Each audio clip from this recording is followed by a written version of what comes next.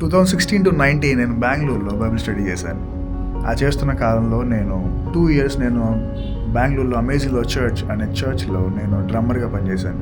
ఆ డ్రమ్మర్గా చేస్తున్నప్పుడు మా పాస్టర్ని ఎప్పుడు అడిగేవాడిని, పాస్టర్ ప్రేయర్ చేయండి, నేను హిల్ సాంగ్ వెళ్ళాలనుకుంటున్నాను, ఆస్ట్రేలియా అనుకుంటున్నాను అని చెప్పగానే చాలాసార్లు ఆయన ప్రార్థన చేసిన ప్రతిసారి ఆస్ట్రేలియా గురించి మర్చిపోయి అమలాపురం కోసం ప్రార్థన చేశాడు, ఆంధ్ర కోసం ప్రార్థన చేశాడు. స్పర్జన్ దీవించు, స్పర్జన్ వెలుగు వాడుకో, ఆంధ్ర, అమలాపురం, ఇండియా మొత్తంగా గొప్ప వెలుగు వాడుకో అని ప్రార్థన చేస్తూ నాకు కోపం వచ్చేది. 2019 నవంబర్లో చర్చ్ స్టార్ట్ చేయాలి అమలాపూర్లో అనే ఆలోచన వచ్చింది. కానీ అప్పటికి నేను ఇంకా బెంగళూరులో ఉన్నాను. చర్చ్ స్టార్ట్ చేద్దాం అనుకున్నాను కదా, సరే ఏం పేరు పెడితే బాగుంటుంది అనుకుని ఆలోచిస్తున్నాను. అప్పటికి కోవిడ్, లాక్డౌన్, ఇంట్లో ఉన్నాను, నేను కూడా ఇంట్లో ఉన్నాను. ఆలోచన చేస్తున్నాను ఏం పేరు పెడితే బాగుంటుంది. హిల్ సాంగ్ మంచి భలే ఉంది పేరు, బేతేల్ చాలా బాగుంది పేరు, ఎలివేషన్ చాలా బాగుంది పేరు, ప్లాన్ షేకర్స్, ఇలా చాలా ఫ్యాన్సీ పేర్లు ఉన్నాయి కదా, దేవుడు కూడా అలాంటి పేరు ఇస్తాడు కదా అని ఆలోచిస్తుంటే నాకు సడన్గా రింగ్ అయిన ఒక పేరు ఏంటంటే ద రివైవల్ చర్చ్. నాకు ఆ పేరు విన్న వెంటనే ఫస్ట్ వచ్చింది ఏంటంటే కోపం, చాలా కోపం. ఇదేం పేరు, ఇది చాలా ట్రెడిషనల్గా చాలా ఓల్డ్ స్కూల్ పేరులా ఉంది, నాకు నచ్చలేదు ఈ పేరు అనుకున్నాను. నువ్వు స్టార్ట్ చేయబోతున్న చర్చ్ అన్నదేమో కానీ ఈ చర్చ్ నుండి రాబోతున్న ఒక గొప్ప ఉద్యోగం, ఆ గొప్ప గ్రేట్ అండ్ లాస్ట్ మైటీ రివైవల్కు నీ చర్చ్ చాలా ఇంపార్టెంట్, అది నీ చర్చ్ నుంచి ప్రారంభం అవ్వాలి అని చెప్పిన ఆ మాట నాకు ఆలోచింపజేసేలా చేసింది. ఒక చిన్న చర్చ్ లాంటి నా దానికి మనం నెక్స్ట్ రాబోతున్న రివైవల్కి ఎలాగా తోడ్పడతాం అనుకున్నాను, కానీ but still I believed him. Church start చేయడానికి సుమారుగా ఒక 2.5 years పట్టింది. మెట్ల కాలనీలో మాకు సొంత ఇల్లు ఉంది. ఆ ఇంట్లో top floor, first floor construction అయింది. అది అప్పటికి ఎవరికి రెంట్ ఇవ్వలేదు. సో అక్కడ ఉన్న హాల్లో స్టార్ట్ చేయాలనుకున్నాను, అన్ని ఏర్పాట్లు చేసుకున్నాను. అప్పుడు నా దగ్గర ఉన్నవి ఏమీ లేవు. నా ఫ్రెండ్ కూడా రెహమాన్ చర్చ్ స్టార్ట్ చేయకముందే నేను స్టార్ట్ చేస్తానని చెప్పినప్పుడు వాడు ఒక 6 chairs గిఫ్ట్ ఇచ్చాడు. చర్చ్ స్టార్ట్ చేసడానికి నా దగ్గర గిటార్ లేదు, పియానో లేదు, మైక్స్ లేవు, సౌండ్ సిస్టమ్ లేదు, ఏమీ లేదు. మా ఇల్లు అప్పుడు కన్స్ట్రక్షన్ అయింది కాబట్టి అప్పటికే ఉన్న ఒక వాటర్ డ్రమ్ దాన్ని తిరగేసి ఇన్వర్ట్ చేసి దాని మీద ఒక క్లాత్ కట్టి దాన్ని పుల్పిట్ కింద వాడాను. ఆ తర్వాత నాకు అప్పుడు వాయించడానికి గిటార్ కూడా లేదు. నాకు తెలిసి మరి ఎవరి దగ్గర గిటార్ తీసుకుని రెంట్కి ఆ గిటార్ వాడాను. అలాగే మా దగ్గర అప్పుడు అహూజా చాలా చిన్న స్పీకర్ ఉండేది. మా డాడీ ఎవరికో మీటింగ్స్కి వెళ్తున్నప్పుడు ఆ మీటింగ్స్లో వాడేవారు, ఆ స్పీకర్ వాడేవాడిని. సో ఒక చిన్న స్పీకర్తో, ఒక వాటర్ డ్రమ్ లాంటి పుల్పిట్తో, ఒక 6 empty chairsతో చర్చ్ స్టార్ట్ చేశాను. April 28, 2022 అప్పుడు నేను వాలీబాల్ ఆడుతున్నాను మా ఫ్రెండ్స్తో. చర్చ్ స్టార్ట్ చేయాలని ఆలోచన కలిగింది. మా ఇంట్లో కానీ, మా ఫ్యామిలీ మెంబర్స్ కానీ, మా ఫ్రెండ్స్ కానీ ఎవరికి తెలియదు స్టార్ట్ చేస్తున్నాను. కానీ Saturday night April 30, 2022 Saturday night అందరికీ ఫోన్ చేశాను. సుమారుగా ఒక 30 members-కి ఫోన్ చేసి నేను చర్చ్ స్టార్ట్ చేస్తాను, వస్తావంటే వస్తావరా ఖచ్చితంగా, మేము అందరం నీ ఫ్రెండ్స్ కదా, వాలీబాల్ ఫ్రెండ్స్, క్రికెట్ ఫ్రెండ్స్ అందరూ వస్తామని చెప్పారు. అందరూ వచ్చేస్తున్నారు కదా అనుకున్నాను. ఇక ఆ రోజు నైట్ లాస్ట్ కాల్ నాకు చేసింది ఎవరంటే నా ఫ్రెండ్ మైకా, నాతో పాటు బైబిల్ కాలేజ్ చదివిన వ్యక్తి, నా సీనియర్. వాడు ఫోన్ చేసి ఒక మాట అన్నాడు, అరే అన్నీ రెడీ అంటే అన్నీ రెడీ అని చెప్పాను. అంతా రెడీ చేసుకున్నంటే ఆల్ రెడీ, ప్రసంగం ready, stage ready, pulpit ready, అన్నీ రెడీ. వాడు ఒక మాట అన్నాడు, నీకు ఒక మాట చెప్పాలనుకుంటున్నాను, రేపు ఎవడు వచ్చినా ఎవడు రాకపోయినా కంటిన్యూ ద చర్చ్. నన్ను వాడితో ఎందుకు అలా అంటున్నా అంటే లేదు నాకు చెప్పాలనిపించింది, రేపు ఎవరు వచ్చినా రాకపోయినా కంటిన్యూ ద చర్చ్. వాడు అలాగంటాడులే, నేను ఆల్రెడీ 30 మందికి ఫోన్ చేశాను కదా, 30 మందిలో కనీసం 10 మంది రాకపోయినా 20 members వస్తారు కదా అనుకున్నాను. 20 రాకపోయినా 10 వస్తారు అనుకున్నాను. 10 is a గుడ్ నెంబర్ అనిపించింది నాకు. మార్నింగ్ అయింది, అన్నీ రెడీ అయిపోయాను, పుల్పిట్ రెడీ చేసుకున్నాను, స్టేజ్ రెడీ చేసుకున్నాను, ప్రసంగం రెడీ అయింది, సౌండ్ సిస్టమ్ రెడీ అయింది, చిన్న స్పీకర్ అన్నీ రెడీ. 9:30, 9:45, 9:50, 9:55, 9:59, 10 o'clock చర్చ్ స్టార్ట్ అయింది. ఒకడు రాలేదు. 10:05కి ఒకడు వచ్చాడు. ఆ ఒకటి పేరే గోపాల్. వాడు వచ్చాడు కానీ వాడికి నన్ను అన్న ఒక్కడే చేసుకున్నాడు ఆరాధన, నన్ను చూస్తే సిగ్గుపడతాడేమో అని వాడు తలదించుకోవడం. పాపం వాడు అక్కడ వచ్చాడు, నేను వాడిని చూస్తే వాడు ఫీల్ అవుతాడని నేను తలదించుకోవడం. ఇద్దరం తలదించుకుని 1.5 hour సర్వీస్ జరిగించేసాం. 4 పాటలు పాడాను, ఒక 45 minutes to 1 hour ప్రసంగం చేశాను. ప్రసంగం ఇద్దరు వెళ్ళిపోయాము. That's how this church started.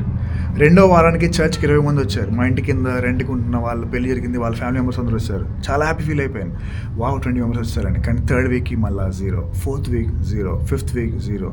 ఇలా కొన్ని నెలలు నేను ఎంటీ చైర్స్కు, ఎంటీ వాల్స్కు ప్రసంగాలు చేశాను. దేవుడు బ్లెస్ చేయబోతున్నాడు అని ప్రార్థనలు చేశాను, కన్నీళ్ళు కార్చాను, ప్రైజ్ ది లార్డ్ చెప్పాను, హల్లెలూయా చెప్పించాను. కానీ నాకు వచ్చిన జవాబు ఏంటంటే నిశ్శబ్దం. నేనే నా మాటలు నాకు చెప్పుకునేవాడిని, గోడలకు చెప్పుకున్నాను. కానీ ఎక్కడో మూలన వినేవాడిని, నమ్మేవాడిని దేవుడు ఖచ్చితంగా ఒక రోజు అద్భుతం చేస్తాడని. ఎన్నోసార్లు గివ్ అప్ చేసేద్దాం అనుకో, ఇంక ఎవరు రావట్లేదు. ఎవరు చూసినా 1 ఇయర్కి అట్లీస్ట్ 10 మెంబర్స్ రావడం, కొంతమందికి 1 మంత్కి 15 మెంబర్స్ రావడం, కొంతమందికి 2 ఇయర్స్కి 50 మెంబర్స్ రావడం. కానీ నా చర్చ్ దినదినము ఆ ఉన్న వాళ్ళే ఉండేవాళ్ళు. నేను, మా డాడీ, మా చెల్లి, దగ్గరలో ఉన్న సురేష్, అలాగే ప్రకాష్ వాళ్ళ గ్రాండ్ మదర్, ఇంక వీళ్ళు తప్పితే ఎవరు లేరు. స్టార్టింగ్లో నాకు సపోర్ట్ చేయడానికి విన్సీ అనే నా ఫ్రెండ్ కూడా ఉండేవాడు. ఇంకా వీళ్ళు తప్పితే నా చర్చ్కి రెగ్యులర్ అటెండెన్స్ ఎవరు లేరు. ఎంత మంచి ప్రసంగాలు చెప్పినా, ఎన్ని ప్రార్థనలు చేసినా, ఎన్నిసార్లు కన్నీళ్ళు కాచినా, నాకు ఎప్పుడు ఆ ఎంప్టీ చైర్స్ కనపడుతూ ఉండేవి. That's how this church was started. వెనకాల ఎంతోమంది ప్రేయర్స్, ఎన్నో ప్రాఫెసీసే, ఒకరోజు నీ చర్చ్ చాలా పెద్దగా పోతుంది, చాలా గొప్పగా దీవించబడబోతున్నాయి, will preach to the multitudes, millions and billions అన్నప్పుడు అవి వినడానికి చాలా బాగుండే. కానీ but when in reality all was empty chairs and empty walls. మా ఇంటి కింద ఒక అక్క రెండుకు ఉండేది. ఆ అక్క వాళ్ళ ఫ్యామిలీ వచ్చేది. తనకున్న 2 పిల్లలు. తన రోజు ఆ కాలనీలో వాటర్ పట్టుకుంటున్నప్పుడు చాలామంది అనేవారంట, మా ఇంటి పక్క వాళ్ళందరూ, నువ్వు తప్ప ఇంకెవరు వెళ్తాడులే చర్చ్కి, ఇంకెవరు రారా చర్చ్కి అని. ఆ మాటలు అటు ఇటుగా నాకు వినపడింది. ఒకరోజు మా చెల్లితో అక్క చెప్తుంది, ఇలా అంటున్నారా పక్కింటి వాళ్ళు, ఈ చర్చ్కి ఎవరు రాడు, నువ్వు తప్పితే ఇంకెవరు అంటున్నారు అంటుంటే నాకు చెప్పినప్పుడు నేను ఆలోచించాను. సరేలే, ఏదేమైనా ఒకరోజు సమాధానం వస్తుంది అనుకున్నాడు. అనేక మంది బయటకు వెళ్ళిపోరా, లేకపోతే సిటీకి వెళ్ళిపో. నాకు సింగపూర్లో అవకాశం వచ్చింది పాస్టర్గా చేయమని, ఆస్ట్రేలియాలో అవకాశం వచ్చింది ఒక పాస్టర్గా చేయమని. బట్ నాకెందుకో అక్కడికి వెళ్తే నేను పాస్టర్గా సెటిల్ అవుతానేమో కానీ దేవుని చిత్తాన్ని చేయలేమో అని ఒక భయం, ఒక బాధ ఉండేది. కానీ ఒక పక్క దేవుని చిత్తం చేస్తుంటూనే ఏది చూసినా కూడా no development, under developed church, empty chairs, empty walls, చాలా తక్కువ మంది జనాభా. కానీ మా చర్చ్కి వస్తున్న సురేష్ ఎప్పుడు అంటూ ఉండేవాడు, సార్ మీ ప్రసంగాలు చాలా బాగుంటాయి సార్, అందరూ వస్తే బాగుంటుంది సార్ అంటుంటే నాకు అనిపిస్తుంటుంది, వీళ్ళు ప్రే ఒకరోజు వస్తుంది, ఖచ్చితంగా ఒకరోజు వస్తుంది అనేవాడిని కానీ మనసులో. బట్ రియాలిటీ నమ్ముంటే నీ వల్ల అయితే నమ్మడం చాలా కష్టం ఉండేది, చాలా కష్టం ఉండేది. నేను చెప్పిన నా ఫస్ట్ ప్రసంగం నాకు బాగా గుర్తు, it's began the journey, it's began. ప్రయాణం ప్రారంభమైంది, రెడీ ఉండు అని చెప్పిన ప్రసంగం నాకు బాగా గుర్తు. ఆ ప్రసంగం చెప్పడానికి నాతో ప్రయాణం చేసింది ఎవరంటే ఒకడే. ఆ ఒక్కడితోనే ప్రయాణం ప్రారంభమైంది. ఎన్నో సవాళ్ళు ఎదుర్కొన్నాం, ఎన్నో ఇబ్బందులు ఎదుర్కొన్నాం. ఫైనాన్షియల్గా చాలా ఇబ్బందులు, కొన్నిసార్లు మెంటల్గా స్ట్రెస్. చర్చ్ స్టార్ట్ చేసి ఎంతకాలం కూడా ఎందుకు ఎవరు రావడం లేదు, నువ్వు చర్చ్ రాంగ్ ప్లేస్లో స్టార్ట్ చేసావు, చర్చ్ అనవసరంగా స్టార్ట్ చేసావు, ఇంకా వేస్ట్, నువ్వు వదిలేసాయి అని ఎన్నో ఆలోచనలు, ఎన్నో ప్లాన్స్, ఎన్నో ఇబ్బందుల మధ్యలో ఈ చర్చ్ ప్రయాణం కొనసాగుతున్నది. చాలాసార్లు గుర్తుపెట్టుకుంటాను, నేను నా ప్రసంగాలు ఎక్కువ చెప్తూ ఉంటాను. ఒక చిన్న పిల్లవాడిని భయపెట్టాలంటే ఒక అరుపు చాలు, ఒక ముసలివాడిని భయపెట్టాలంటే ఒక దెబ్బ చాలు, కానీ యవ్వనంలో ఉన్న ఒక యవ్వనస్తుని భయపెట్టాలంటే ఒక ఆలోచన చాలు. అలాంటి భయపెట్టే ఆలోచనలు ఎన్నో వచ్చాయి నాకు. చర్చ్ ఇంకా డెవలప్ అవ్వదేమో, నేను రాంగ్ టైంలో స్టార్ట్ చేశానేమో, రాంగ్ ప్లేస్లో స్టార్ట్ చేశానేమో, లేదా చర్చ్ స్టార్ట్ చేయడమే రాంగ్ ఏమో, ఎన్నో ఆలోచనల మధ్యలో ఈ ప్రయాణం కొనసాగుతుంది. ఎన్నోసార్లు ఫైనాన్షియల్గా ఇబ్బందులు పడిన రోజులు ఉన్నాయి. ఆ ఒక్కడు ఇద్దరు ఒకసారి ఎవరు రాని టైంలో నేను పట్టుకొచ్చిన ఆఫర్ నేనే వేసి, నేనే కౌంటింగ్ చేసి, నేనే మా డాడీకి ఇచ్చేవాడిని. That's how this church started. నేను చర్చ్ స్టార్ట్ చేసిన కొన్ని మంత్స్, నాకు తెలిసి లేదా ఒక ఇయర్ తర్వాత అనుకుంటా, మా చెల్లి మా చర్చ్కి రావడం మొదలుపెట్టింది. మా చెల్లి వచ్చే టైంకి వర్షిప్ టైంలో తను హెల్ప్ చేయడం మొదలుపెట్టింది. She use to sing, worship చేస్తూ హెల్ప్ చేసేది, నేను గిటార్ వాయించేవాడిని.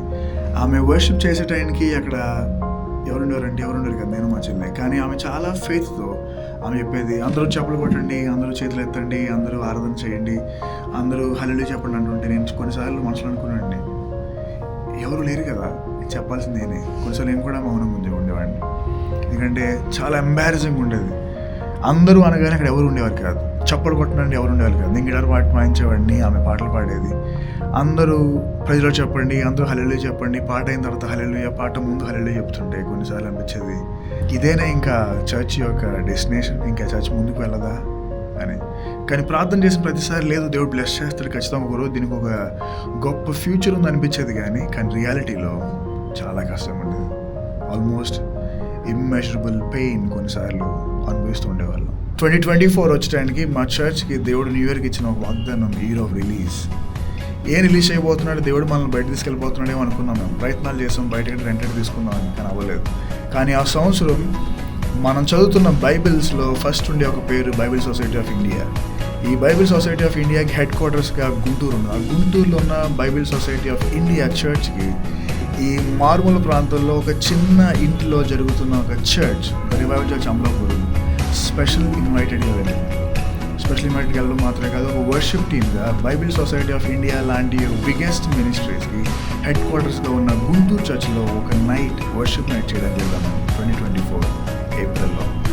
మేము ఆశ్చర్యపోయాం. ఒక చిన్న చర్చ్, ఎవరికీ తెలియని చర్చ్, ఒక ఇంట్లో జరుగుతున్న ఈ చర్చ్లో దేవుడిచ్చిన ఒక అవకాశం ఏంటంటే బైబిల్ సొసైటీ ఆఫ్ ఇండియాకి వెళ్ళి హెడ్ క్వార్టర్స్కి వెళ్ళి వర్షిప్ చేయడం.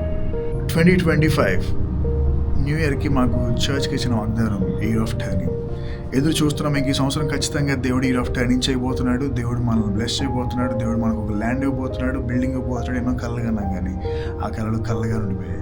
జనవరి నుండి సెప్టెంబర్ వరకు ఎన్నో ప్రయత్నాలు చేసాం చర్చ్ బయట తీసుకెళ్ళాలని, లేకపోతే చర్చ్ ఏదో రీతిలో బ్లెస్ అవ్వాలని, కానీ ఏ ప్రయత్నం ఫలించలేదు. కానీ out of know where suddenly అకస్మాత్తుగా సెప్టెంబర్ ఎండింగ్కి చర్చ్కి ఒక డోర్ ఓపెన్ అయింది. రెడ్ బ్రిడ్జ్ వైపు కిమ్స్ రోడ్లో ఆపోజిట్ పంజాబీ దాబా ఒక ప్లేస్ దొరికింది, ఒక షట్టర్ దొరికింది.